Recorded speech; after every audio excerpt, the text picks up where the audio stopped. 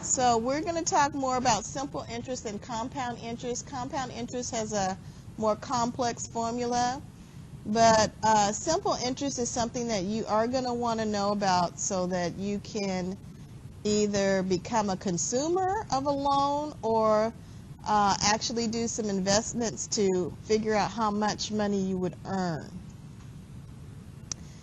And like I said, this is a little tweak on the percent formula that we've been learning so far.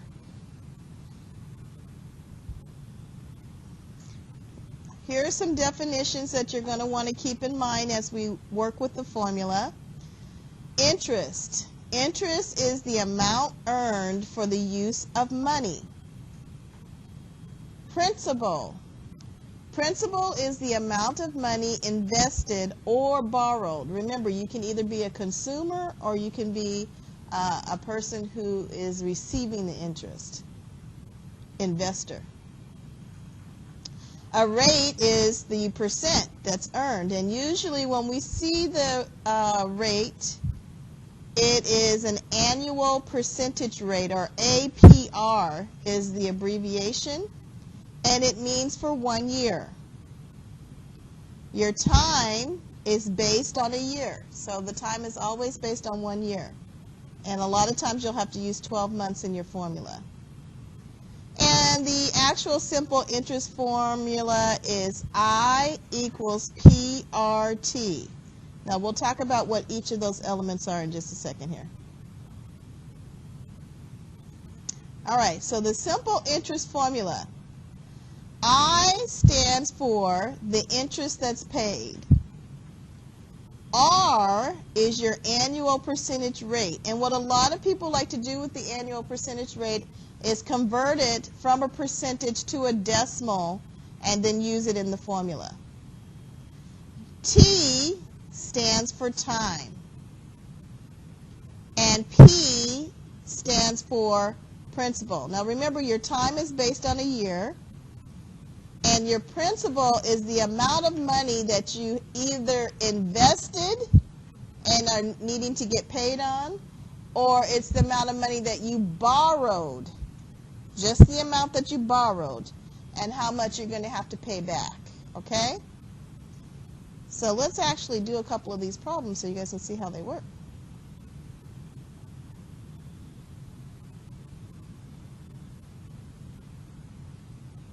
Okay, simple interest calculation. Now typically, interest is not simple interest paid only once a year. You can pay your interest semi-annually, which means twice a year. You can pay it 4 times a year, which is quarterly. You can pay it monthly, which is 12 times a year each month. Or you can do it daily, which is 365 times a year. Usually, if it's a daily interest, you're going to go and put yourself into the compound interest category. But it can also be paid daily. So here's an example. Remember that our formula is the interest is equal to the principal times your rate times your time. Let's say that you invest $500 in an account that paid simple interest. You want to find the interest amount that you've received if you left it in all year long. Now the interest is only going to be 2% APR.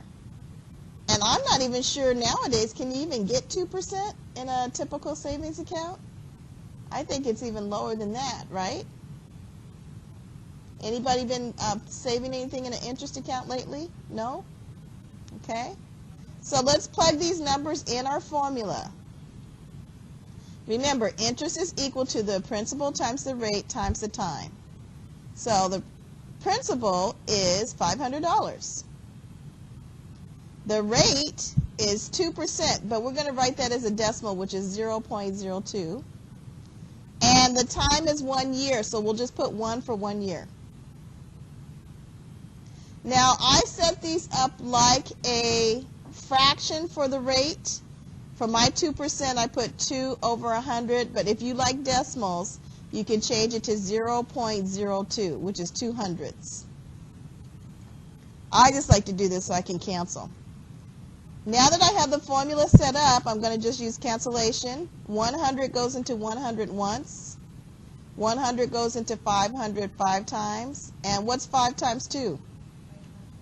10. So you'll earn $10 at the end of the year. You'll have to, I know, you'll have to decide, is it worth it? This is probably why you guys don't know anything about the savings accounts right now, because you're earning less than 2%, so nobody's putting their money in the savings account. Especially if all you're going to get is $10 at the end of the year. You decide. To me, that's 2 cups of coffee at Starbucks, okay? 10 cups, oh, you pay only $1. So I did today too. So you have to decide if it's worth it to you. Because some people, they just want to save their money. They don't want to spend it, and this would be enough for them. They just want to keep it safe. Like me, if I keep it outside, I spend. Yeah, if you don't have it in the bank, you're going to spend it. And some people spend it even though it is in the bank. Okay, here's another account. You're going to invest $300 in this account.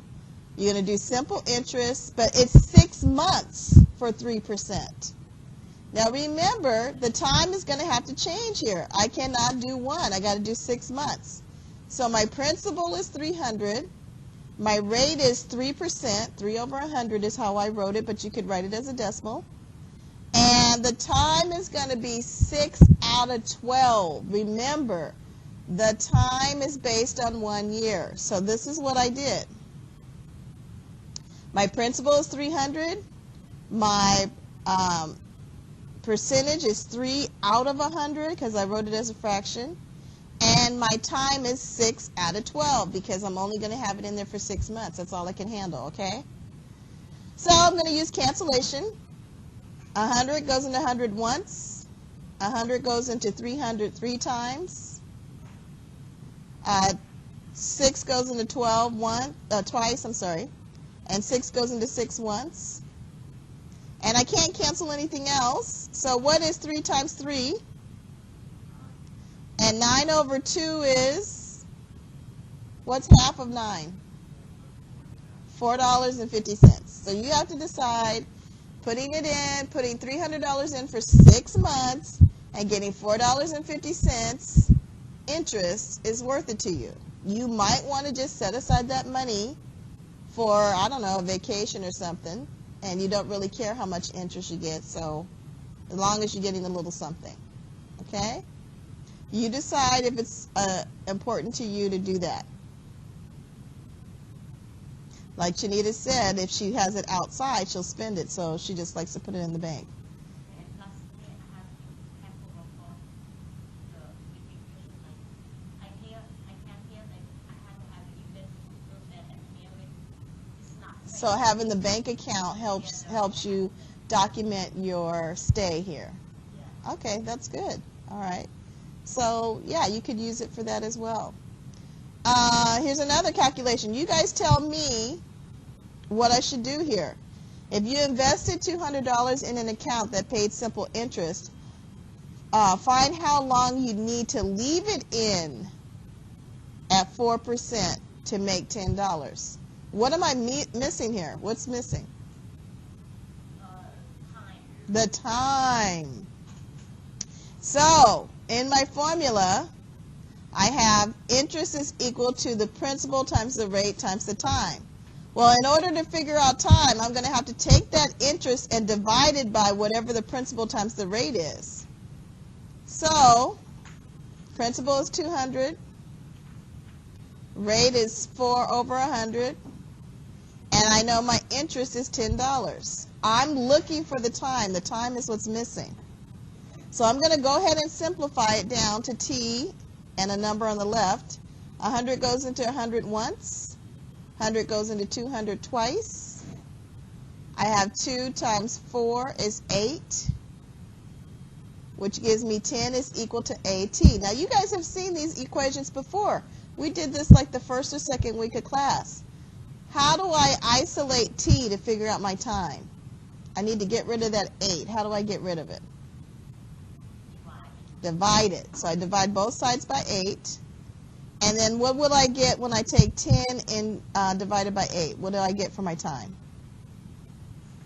It'll go 1 and 0.25, okay? So if I say 1.25 years, what does that really mean? A year and what? 3 months, right? Yeah, a quarter of a year is 3 months. So 0.25 is a quarter.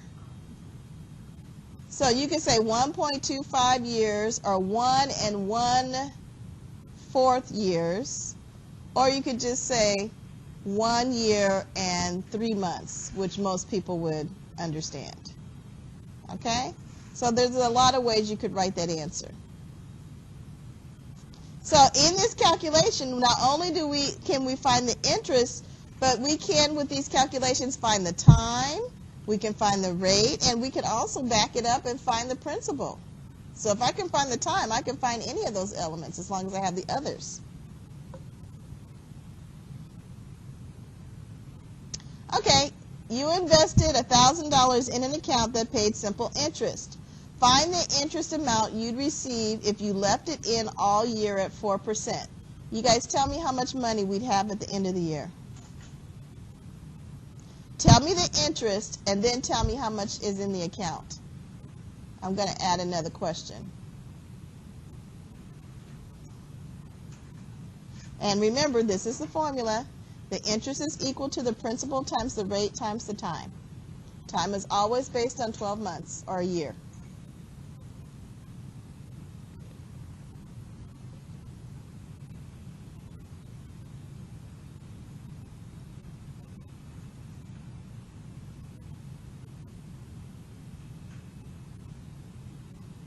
What's my principal? What's the rate? 4%, which we'll write as 4 over 100 because I like to do fractions. And 1 year is just 1. How much did you get? 1,040, because my interest is going to be $40, right? The interest is $40, and at the end of that would be $40 plus the 1,000 in the account would be $1,040. Okay, but my interest itself would be $40. Okay? Any questions about this one? This is a typical interest problem. Plug it in the formula and solve. Did you get it, Miriam? Okay. All right, now, you guys know that after 1 year we'd have $1,040. But what happens after 2 years?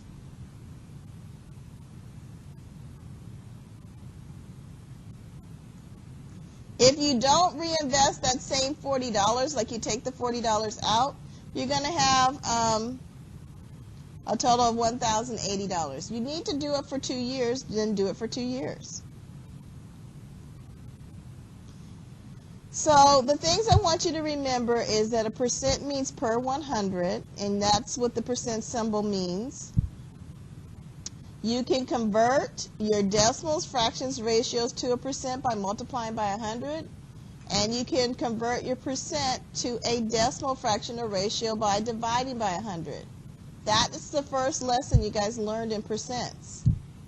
In our second lesson on percents, you guys learned how to find the percentage, the part, and the whole so that you could set up your percent formula. Once you set up the percent formula, you set it up. Oops, I'm sorry, I didn't mean to do that, you guys. This is going crazy here. You set it up, you cross multiply, and then you divide. And we did a lot of that yesterday with word problems. You want to make sure that you focus on the question and use any addition or subtraction on decrease problems.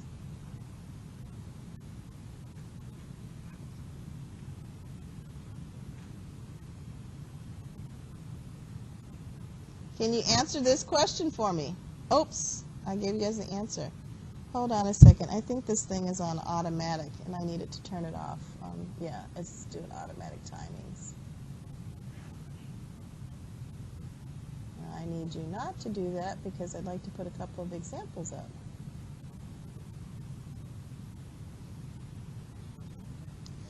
So let's just do a quick review working on these percents. About what percent is 7 of 49? Solve that for me and tell me what you get.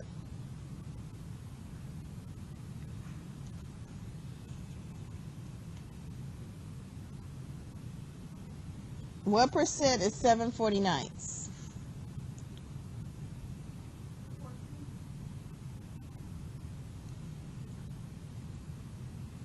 It's number 4, 14. Okay, good. Stevie's monthly salary was $1,400. Find his new monthly salary if it is 106% of his old one. Which expression should you use? How would I find his new salary?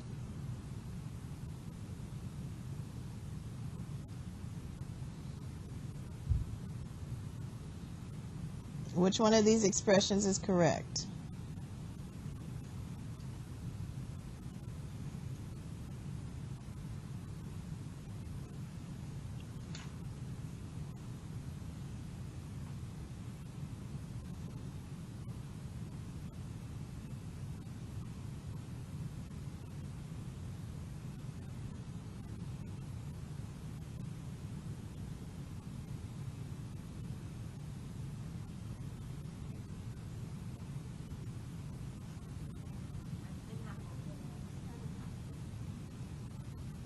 You think it's number 4?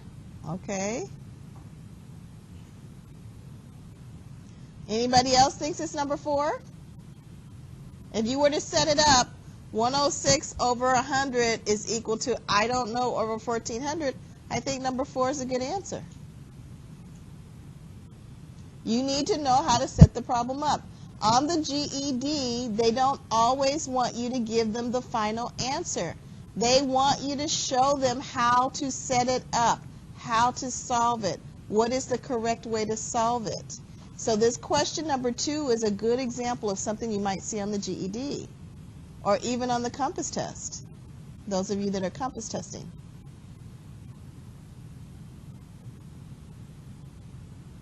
A computer that regularly sells for $930 is marked down 30% during a sale. What is the price of the computer? Here I want you to actually give me the amount.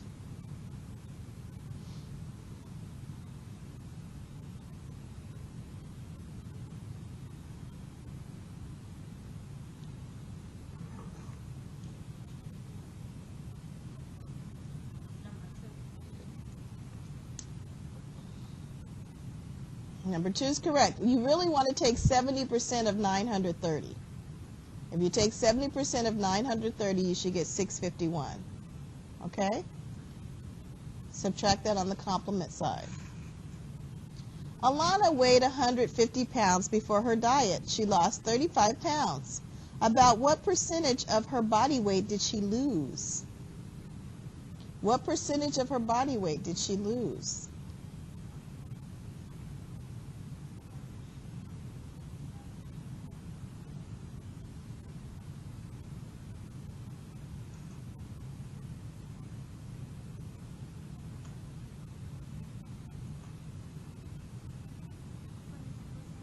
%, number 4. Alrighty. Okay. Brad completed 21 miles of a 75-mile bike race. Which expression should be used to find his percentage of completion? What would his percentage of completion be? How would I solve it? He's done 21 miles of a 75-mile bike ride.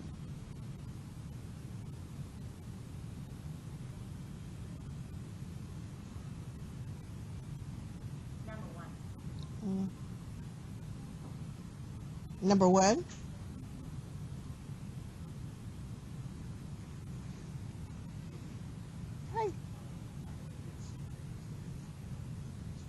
Okay, so I'll see you Monday. Okay. What did you say, Chinita? Number one?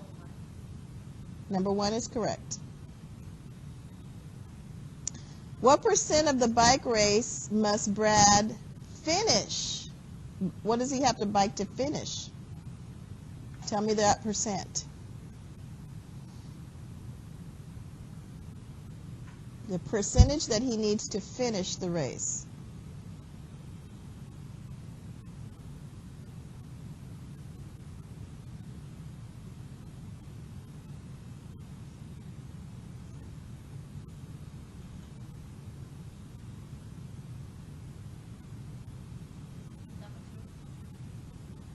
How'd you get 72%? I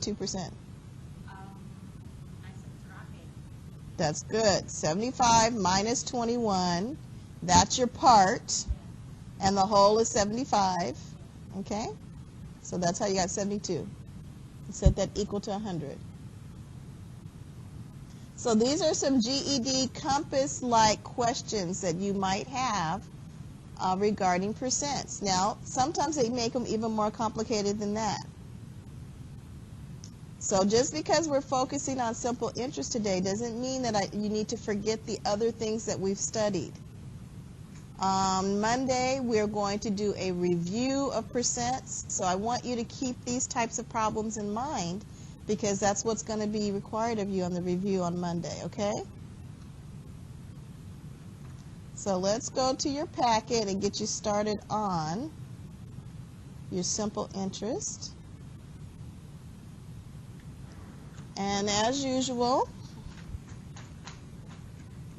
you have a pre-test and a post-test. Your pre-test is 85IYP1RL.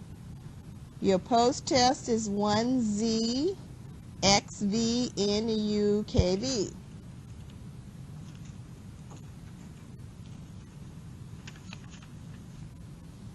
Okay, page 2 has the first question, but what do the general instructions say? You've got two examples there at the top for interest. For those of you that came in a little bit late, you can look at those two examples. It says to show all of your work on this paper. Find the simple interest for the following problems. The rate is an annual percentage rate unless otherwise stated. Okay, so question 1 says, we know that the interest is I equals PRT. The principal is $7,500. The rate is 2%, and I'm going to write mine as a fraction. You can write yours as a decimal if you like. And we have 4 years. What can I cancel? 100 goes into 100 once. 100 goes into 7,500 75 times. Can I cancel anything else? Basically, I get 75 times 8.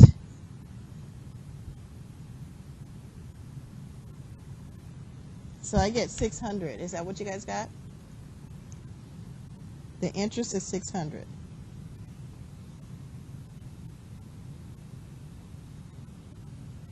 On question 2, interest equals rate times principal times time. I have a principal of $26,700. I have a rate of 2%, and I have a time of 4.5 years. So I can cross out the 100, cross out these 2 zeros here. This will leave me with 267 times 2. Let's do that first. And then I need to take 534 times 4.5. 5 times 4 is 20. Carry the 2. Was that a 3? 14, carry the 1, 12, 13, yeah. 5 times 3 is 13. I'm sorry, 5 times 3 is 15, 16, 17, 25, 26. 4 times 4 is 16, carry the 1. 12, 13, carry the 1, and 21.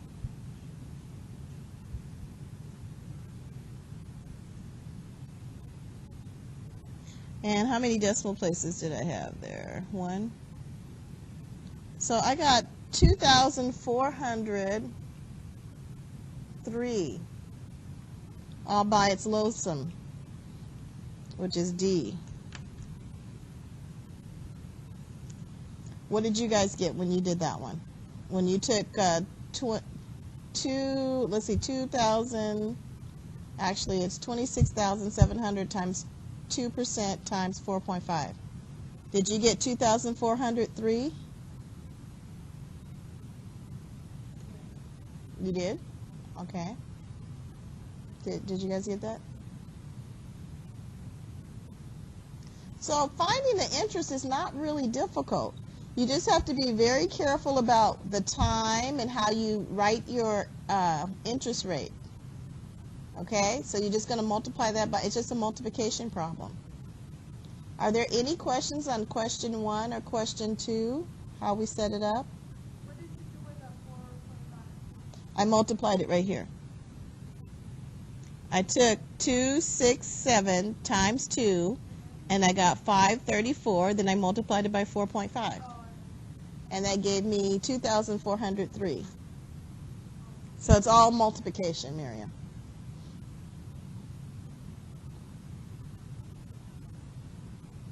Any other questions on this? Okay, let's go to the next one. Okay, now the next couple of questions are very similar to what we did on page 2, so I'm going to have you guys go ahead and do page 3. And let's go to page 4 where it's a slightly different question. On question 7, what am I looking for here? I'm not looking for the interest. They already, oh no, they wanted the interest on that. Where do I have one that's different than finding the interest? Let's see. Actually, all of these seem pretty easy. They all got the same thing. Yeah, I don't think these are too difficult. 18 months. Just write your time as 18 over 12 here. Let's see, is number 5 different? Yeah, it's number 5. There's a couple that we can do that are different. So go to the chart on page 5.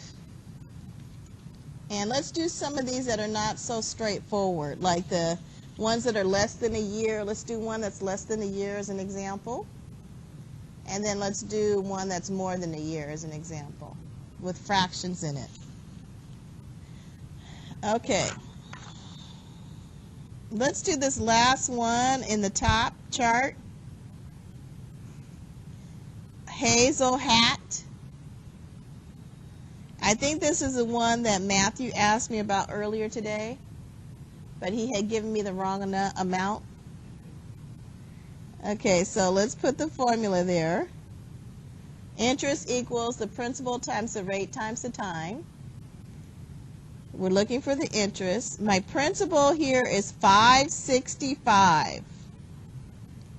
My rate is 16%, so I'm going to write it as 16 over 100. And my time is 8 months, and it's 8 out of 12. Because remember, your interest is always based on a year. So there's 12 months in a year. So this is really going to be a fraction of a year. Now, looking at this problem, where can I cross multiply or divide? Where can I cancel?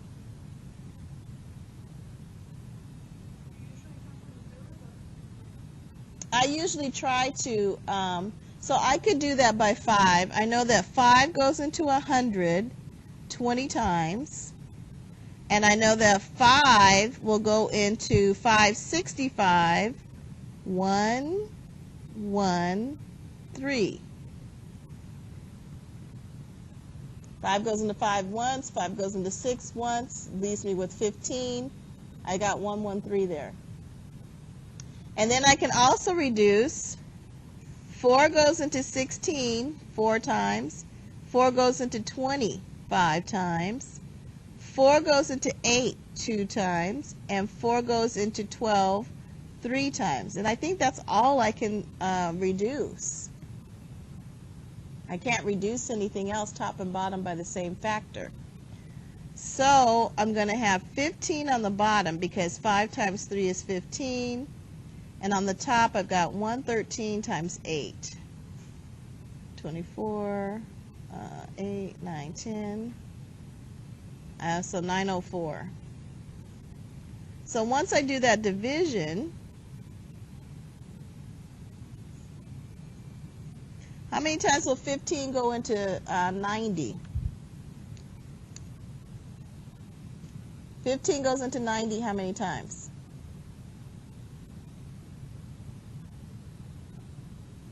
Hello?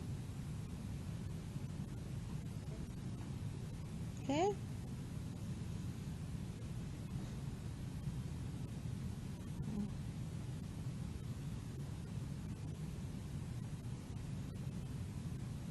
And then we're going to get a 0, right? Because I cannot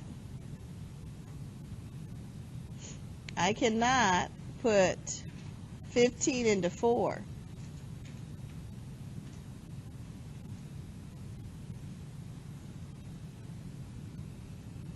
And then 15 will go into 40 at least 2 times. That'll give me 30. 10 here. And 15 will go 6 again. And so now I'm getting the 6 repeating. So if I were to round it, I would go $60 and 27 cents because I'm getting 60.2666666. And we should always round money to the nearest cent. It says it right here in the instructions. Round to the nearest cent. So that's 2 decimal places. So Matthew, is that what you got? $60.27? Okay. Eventually. So once I get 60.2666666, it's going to be rounded to 60.27. I said 60.57. 50? Where did you get a 5 from? See, when we come up here and we have 6 times 15 is 90, you have a 4, and 15 can't go into 4, so that's a 60. But 15 can only go into 40 2 times, not 5 times. That'll give me 30. The 5 is too big. Because isn't 5 times 15 75? So I don't know how you got a 5 there.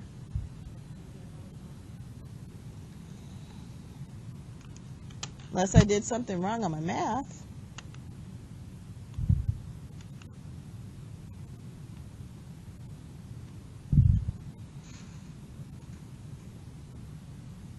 Did you divide it by, did you do 8 over 12? No, I'm still getting... But I divide 8 minus 12. Yeah, isn't that 3.75? So I get 0.627.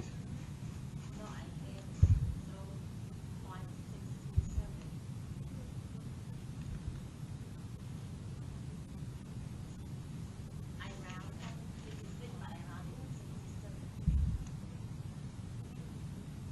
67. No. It should be 60.27. Even when I use the calculator, I get the same answer. Okay, put in 565 times 0.16 times 8, and then divide it by 12. Because it's 8 out of 12 for the time. And you should get 60.2666666, which is what I got here when I divided. And then round it, and you should get 60.27. Janita, did you get that?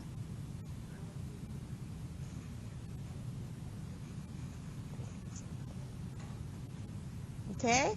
Now there was also in this chart, there's a couple that have a year and a fraction, and it looks like the very first one is this one that says Carl Crow. So let's look at his interest. The principal is $8.55. The interest is 0. Let's move this over. 0. You got it now? Finally? Okay. 0.0675 is your interest. And then your time is 3.25 years. So just make all those decimals and multiply it. Tell me what you guys get. Don't forget to round. 855 times 0.0675 times 3.25. Yeah, I just converted everything to a decimal since these are kind of decimals. Yeah, everything. I did the time as well as the interest into a decimal. And you guys should be able to do any kind of conversion by now, okay? So since I had 0.565, I'm going to put 0.57. So I got $187.57 when I rounded that for the interest, because I have to round it.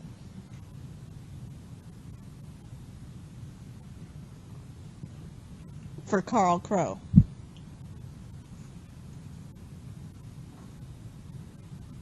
And so I will let you guys use your calculators on this assignment, only because it's pretty much business math and they usually use calculators for this. If you were taking your GED, they would probably have a problem like this in the calculator section. So it's okay for you to use your calculator today. On the Compass test, they let you use the calculator throughout the whole test. So a calculator is just fine. So what I want you to do is finish this assignment,